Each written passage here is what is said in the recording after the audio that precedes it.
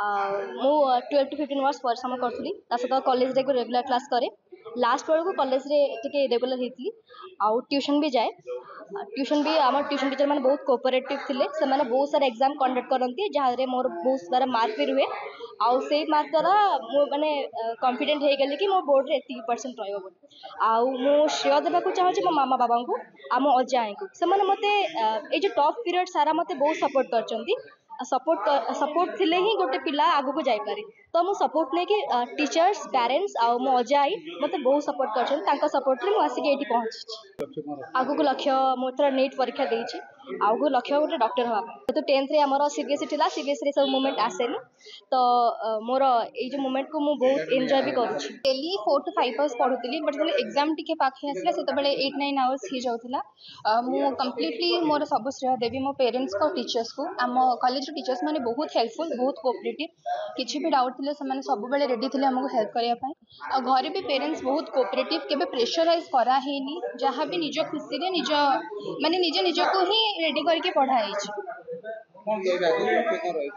आगो को civil service में प्रिपेयर हेबी आईएएस ऑफिसर होबा पई इच्छा अछि मो सफलता पछरे मो बापा मानकर शिक्षक गुरुजी मानकर एमानकर सब हाथ अछि मो कोचिंग सेक्टर से गुरुजी मते बहुत हेल्प करचंती मो घरे नाइट टाइम बहुत परिश्रम करी मो परिश्रमर फल मते मिलछि बहुत खुशी जीवन रे बहुत एटा मेमोरेबल हिक रहइबो वास्तव रे कहबा को गले जे दिन थार मैट्रिक रिजल्ट बाहर थिला से 94% नंबर रखी मध्य से राजी ही नथिला जे साइंस पढ़िबनी बोली तेणु समस्त मानक कहबी जे कौन पिला मानक बाध्य करंतु नाही जे एया पढ़िबो बा न पढ़िबो तेणु से दिन मध्य मु झियो कथा को राजी ही ताकू कहितली जे कोन ना तू जहा इच्छा करछु मन देई पाठ पढ़ आ आज से राज्यर द्वितीय पाइछि सत कथा कहबी जे मु बहुत खुशी आ आखिरे मोर आज लुह हो जाउछि जे जदियो से प्रकृत साइंस पढ़िना कि आज आर्ट्स पढ़ी से आर्ट्स पढ़ी जो नंबर रखी मत बहुत खुशी देती एथिपाई मु मोर कॉलेज अध्यक्ष तथा समस्त अध्यापक अध्यापिका एवं कर्मचारी मानक श्रेय करी एवं सबुठ बड़ कथा जे मो झील सब बेले कहे जे ट्यूशनटा केबे गोटे निश्चित विकल्प नुहे जे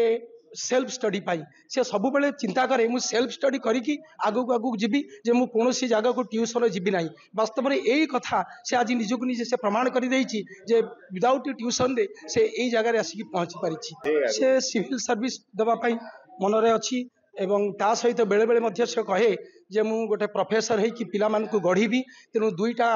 भितरु से कौन तार नब तथापि से छाड़ी देछि मु मध्य आपनको पूर्वरु कहिछि जे मु ताको कोनोसी कथा केबे हेले